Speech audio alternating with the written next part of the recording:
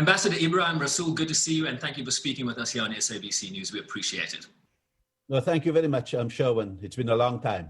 It has been a long time, Ambassador. So, just to give people watching this some background, you were the ambassador to the United States, 2010 to 2015, really giving you a bird's eye view of the political machinations in Washington, D.C. But of course, during the Obama administration, President Trump elected after your departure. So I wonder what your reading has been of the United States since you have left as Pretoria's top diplomat about 5 years ago. Well, you must remember that I stayed on at Georgetown University. I left after the election of Trump in 2016 and before his inauguration. So I had been there through that election. I remember election night and the massive shock we all got when Trump won. And I must say, despite all the mistakes of Trump, my fear is that we could have a repeat of 2016. That the margin between Biden and Trump is far too narrow, even after Kamala Harris has come in. I want to say, secondly, that I hear the same kind of noises from African Americans of fatalism. What does this election matter, and do we need to bother?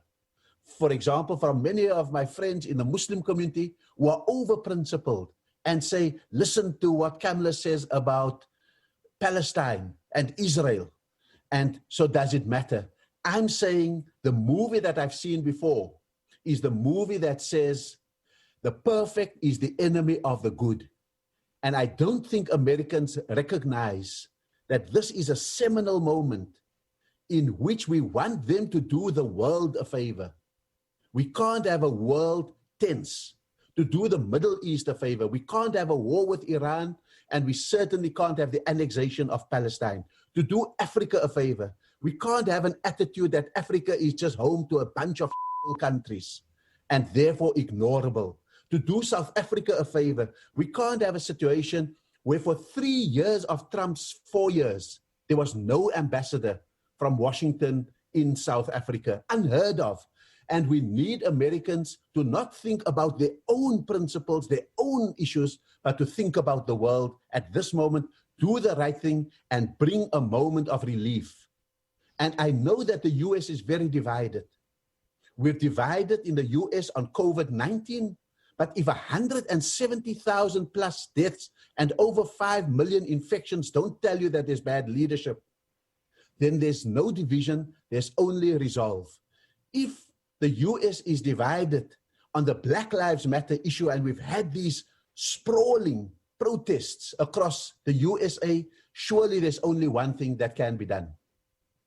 I mean, I'm curious at your notion that, the lead Biden has isn't big enough. You certainly get a sense of the urgency, certainly watching this Democratic National Convention that has just ended, that they still feel the pain of, that November night in 2016 coming so close and yet so far with candidate Hillary Clinton. You do get a sense that there's a great deal of urgency.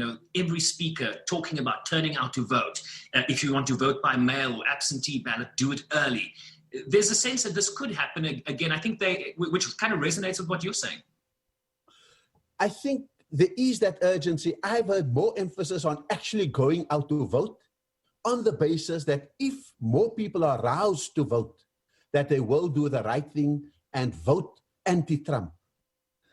I think that what we need to do is that Biden and Kamala Harris may need to get out of their own way and to say this is more of a referendum than an election.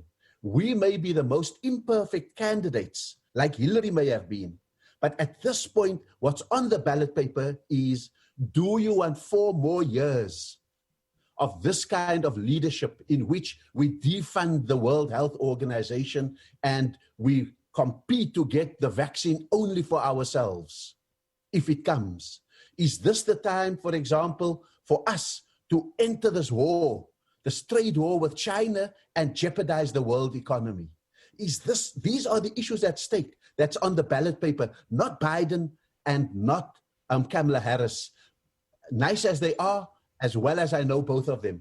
Let me ask you this. So besides your political and diplomatic work, you are the founder of the World for All Foundation that seeks to address massive inequalities in the context of globalization. This question is posted on your foundation's website, Ambassador. How do we create a world that is inclusive, integrated, and accepting of difference?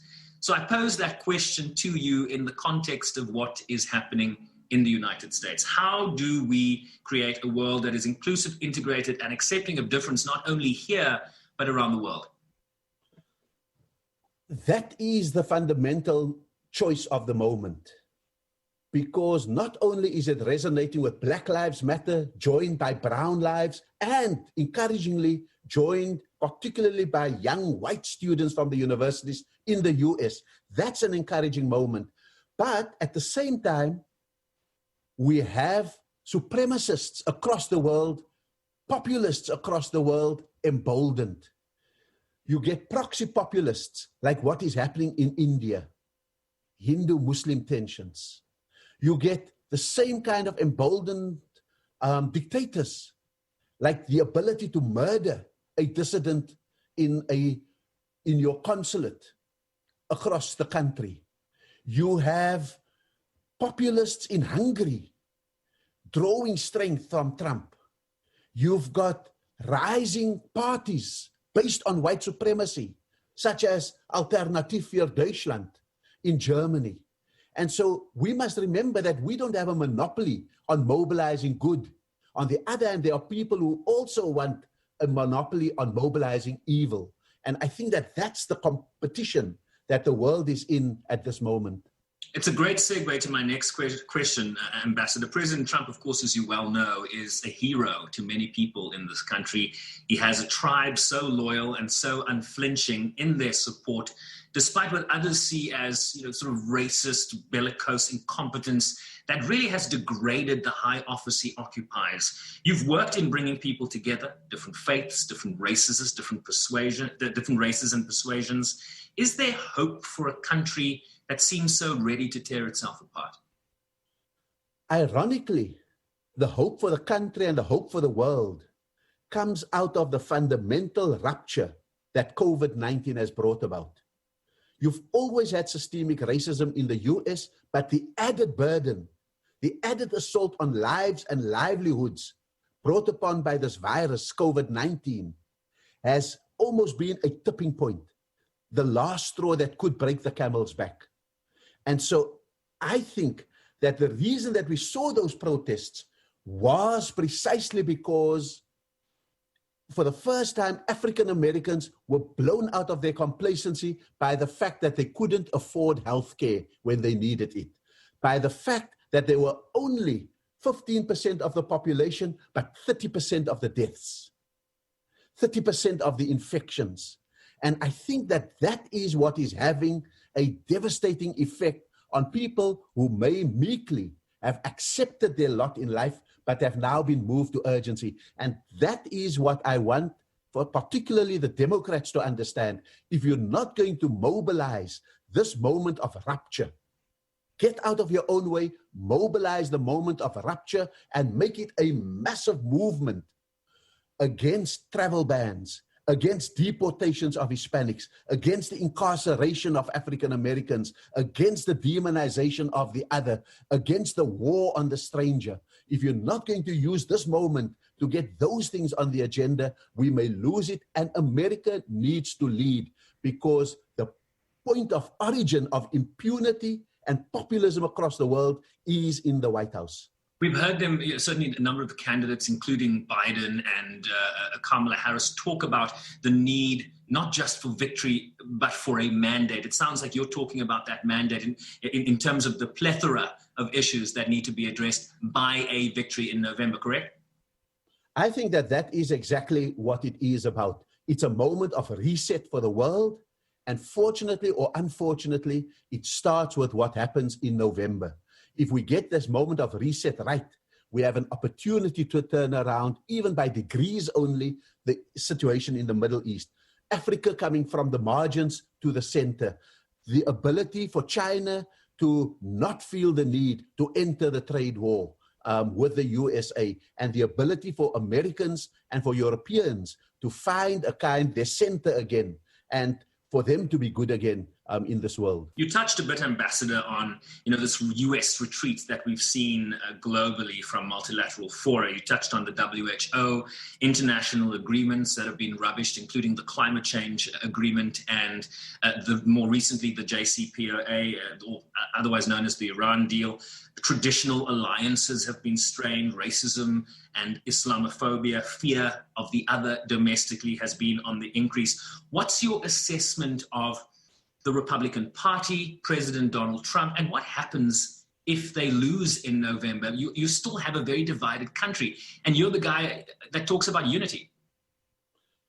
Look, I don't think that unity will be the result of what comes out of November, whoever wins. But what I do think is it's a moment of recoil. Hopefully a moment of recoil in which, if the Democrats were to win, they could push for the reset button and to say, we need the chance to rebuild our bridges with fellow Americans who may have been alienated.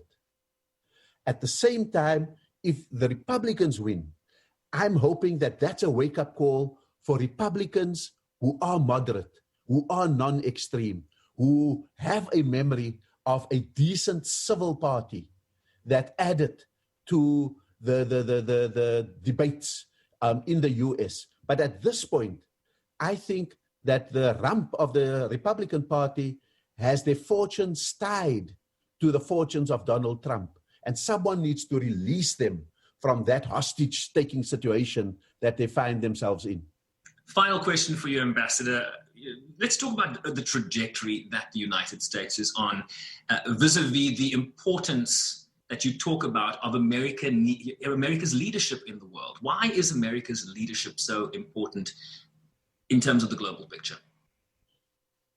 I think America has been, even under President Obama, has not always had clarity of the leadership that it wants. At best, it offered ambiguity under Obama. And so under Obama, there wasn't a change with regard to Middle Eastern policy. He blinked on the Arab Spring and then blinked again when the counter-revolution came. But there was a conscience to work with. Now you've got an amoral USA. It doesn't know its own values. It doesn't know its own direction and objectives under Trump. And those degrees are seminal.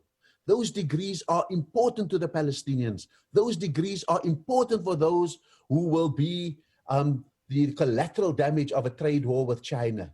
Those are important degrees when Africa is either marginalized or brought to the center and back into the trade, back into AGOA, back into PEPFAR, and all of those kind of things that we need stronger commitment on than even before. And so I think that that American leadership is also material. It is the richest country. It does have the ability to fund the World Health Organization. But what America has lost in the last few years under Trump is the ability to connect dots, the ability to understand that if you create disease, poverty, inequality in Africa, the Middle East, or Asia, they come to haunt you with a war on terror that you later have to fight. And you could either choose solve the problems at source or sow the wind when the source is not solved and the problems come to your doorstep and embroil you in a 30-year war, as has been the case with the US in recent times. Ambassador Ebrahim Rasool, thank you so much for speaking with us. Thank you very much. Ebrahim Rasool was South Africa's ambassador to the United States from 2010 to 2015, the founder of the World for All Foundation, and a distinguished senior fellow at the Center for Security, Race and Rights at Rutgers University in the United States.